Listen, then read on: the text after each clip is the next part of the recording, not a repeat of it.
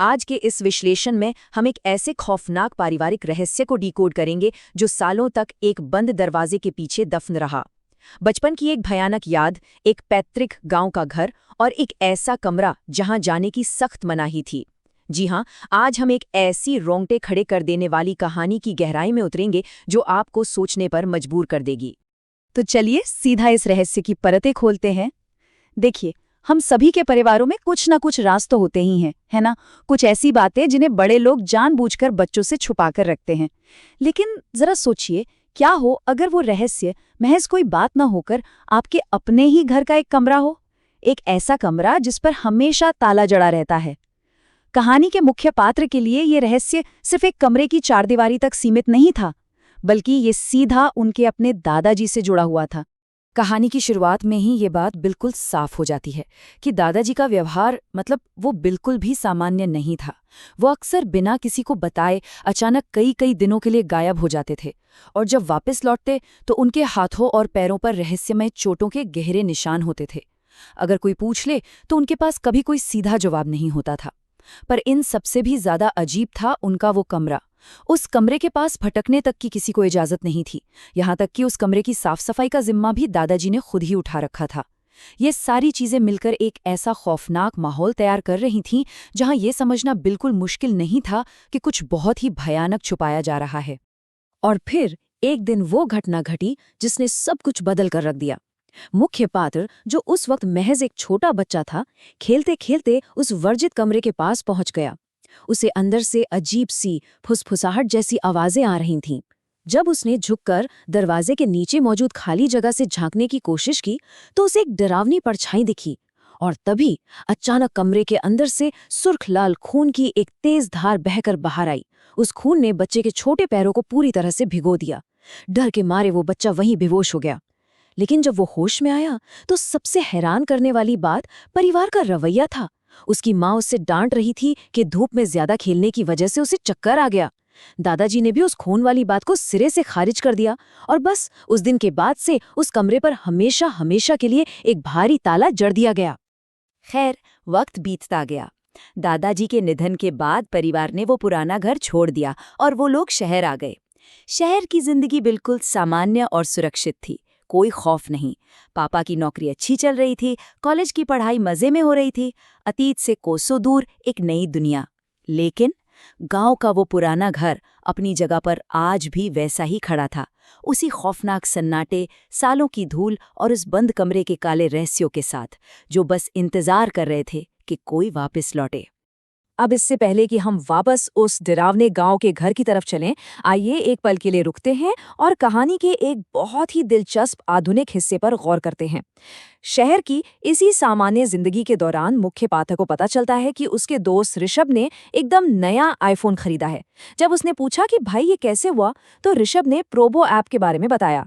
असल में ये भारत का पहला ओपिनियन ट्रेडिंग ऐप है जिस पर 2 करोड़ से ज्यादा यूजर्स हैं। इस ऐप पर क्रिकेट या यूट्यूब जैसी अपनी पसंदीदा कैटेगरीज में बस अपना ओपिनियन देके लोग पैसे जीत सकते हैं। ऋषभ ने भी क्रिकेट मैच के एक बहुत ही साधारण से सवाल का सही जवाब देके अपना आईफोन जीता था। तो ये शहर की उस सामान्य और सुरक्षित जिंदगी का एक छोटा सा हिस्सा था। लेकिन ये सुकून भरी जिंदगी बहुत जल्द खत्म होने वाली थी, क्योंकि तभी अचानक पिता का एक फोन आता है। उन्हें किसी जरूरी काम से वापस उसी पुराने गांव वाले घर जाना होगा।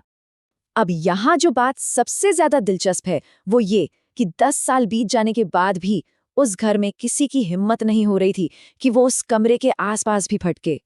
लेकिन बचपन की वो दबी हुई जिज्ञासा, वो सवाल कि आखिर दादाजी इतने सालों से वहां क्या छुपा रहे थे, अब अपने चरम पर थी। मुख्य पात्र से अब और रहा नहीं गया। उसने सीधा एक भारी हथौड़ी उठाई और उस जंग लगे पुराने ताले पर दे मारी। ताला टूट गया। अंदर जाने की एक अजीब सी खुशी तो थी, लेकिन साथ ही एक भयानक कंपा देने वाला डर भी अब हावी हो रहा था। और जब वो अंदर गया तो वो कमरा किसी भी एंगल से एक सामान्य इंसान का कमरा नहीं लग रहा था। अलमारियों में अजीबोगरीब चीजें भरी पड़ी थीं।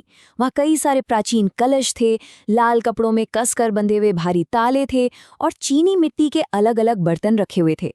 ये सब देखकर साफ लग रहा था कि जैसे ये किसी तांत्रिक अनुष्ठान का सामान हो। लेकिन इन सब के बीच, कमरे के ठीक बीचों बीच, दीवार पर एक ऐसी चीज थी जो वहां बिल्कुल भी फिट नहीं बैठ रही थी। वो एक बड़ी सी पेंटिंग थी, नदी के किनारे बसे एक बेहद खूबसूरत घर की तस्वीर। मतलब इतनी सुंदर कलाकृति का इस सीलन भरे डरावने कमरे में क्या काम? और बिल्कुल यहीं पर वो भयानक फैसला लिया गया जिसने आगे चलकर पूरी कहानी को पलट कर रख दिया। मुख्य पात्र को लगा कि इतनी खूबसूरत तस्वीर को इस डरावने बंद कमरे में सड़ने के लिए नहीं छोड़ना चाहिए। उसने बस वो तस्वीर दीवार से उतारी और बाहर खुले हॉल में ले जाकर टांग दी। और वो कमरा भी ऐसे ही खुला छोड़ दिया गया। उसे इस बात का बिल्कुल भी अंदाजा नहीं था कि ऐसा करके उसने असल में उस चीज को आजाद कर दिया है जिसे बरसों से उस कमरे में कैद करके रखा गया था। उस रात जब वो सोने गया तो उसकी नींद अपने आरामदायक बिस्तर पर नहीं खुली, बल्कि जब उसने आंखें खोलीं तो वो एक उफनती हुई तेज नदी के ठीक बीचों बीच था। पानी का बहाव इतना तेज था कि वो डूबने लगा। ये एक ऐसा दुस्वप्न था जो एकदम हकीकत जैसा महसूस हो रहा था। किसी तरह पानी से संघर्ष करके वो किनारे तक पहुंचा, लेकिन जैसे ही उसने ऊपर देखा उसके पैरों तले जमीन खिसक गई। सामने बिल्कुल वही घर था जो दादाजी के कमरे वाली उस पेंटिंग में बना हुआ था। और जब उसने उसे और गौर से देखा तो पता चला कि अरे ये तो बिल्कुल उसके अपने पुराने घर जैसा ही है। वो घबराकर अपने घर की तरफ भागा, लेकिन तभी किसी भारी अदृश्य चीज ने पीछे से उस पर जोरदार हमला कर दिया। वो धड़ाम से जमीन पर गिर पड़ा। और फिर जब अचानक उसकी आंख खुली तो वो अपने ही घर के हॉल में था, लेकिन वो घर अब पूरी तरह से एक खौफनाक खंडहर में बदल चुका था। ये नज़ारा सच में विचलित कर देने वाला था। पूरे हॉल में हर तरफ जंग खाए हुए लैंप्स और टूटे हुए झूमर पड़े थे। चारों ओर इतनी मोटी धूल और मकड़ी के जाले थे जैसे सदियों से उस जगह पर कोई जिंदा इंसान न आया हो। और फिर जैसे ही उसकी नज़र सीढ़ियों की तरफ गई, उसका पूरा शरीर सुन्न पड़ गया। सीढ़ियों के ऊपर से ठीक वैसा ही लाल सुर्ख खून नीचे की तरफ बहता हुआ आ रहा था जैसा बचपन में उस बंद दरवाजे के नीचे से आया था। वही बचपन का खौफ आज इतने सालों बाद फिर से उसके सामने खड़ा था। उस खून को अपनी तरफ बढ़ता हुआ देखकर बिना कुछ सोचे समझे वो सीधा सीढ़ियों से ऊपर की तरफ भागा।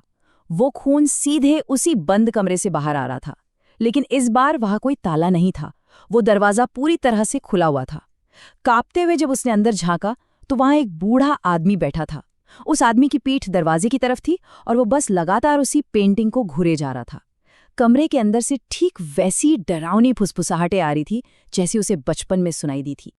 और तभी उस खौफनाक सन्नाटे को चीरते हुए एक जानी पहचानी लेकिन बेहद ठंडी आवाज गूंजी।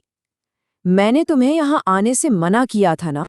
वो आवाज और किसी की नहीं बल्कि दादाजी की थी। डर के मारे मुख्य पात्र की एक जोरदार चीख निकल गई और उस चीख को सुनते ही उस आदमी ने अपनी गर्दन पूरी तरह से पीछे की ओर एकदम उल्टी घुमा ली।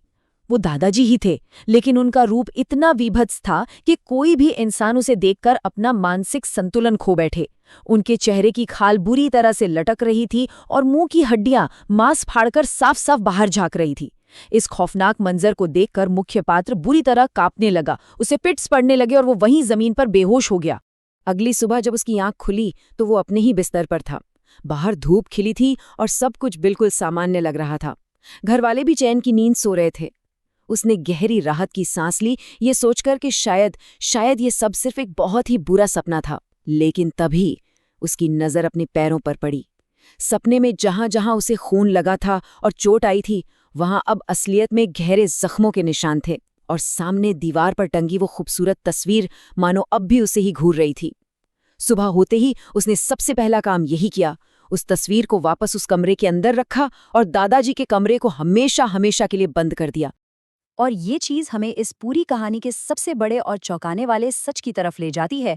जब मुख्य पात्र ने खौफजदा होकर अपने माता पिता को इस पूरी घटना के बारे में बताया तो जो सच सामने आया उसने उसके होश ही उड़ा दिए। असल में दादाजी कोई साधारण इंसान नहीं थे। उन्हें भूत प्रेत और अदृश्य शक्तियां दिखाई देती थीं। वे अपनी तंत्र मंत्र विद्या का इस्तेमाल करके लोगों को बुरी आत्माओं से छुटकारा दिलाते थे। जो चोटें उनके शरीर पर आती थीं वो कोई हादसे का नतीजा नहीं थीं, बल्कि इन्हीं प्रेतवादित शक्तियों से लड़ते हुए आती थीं।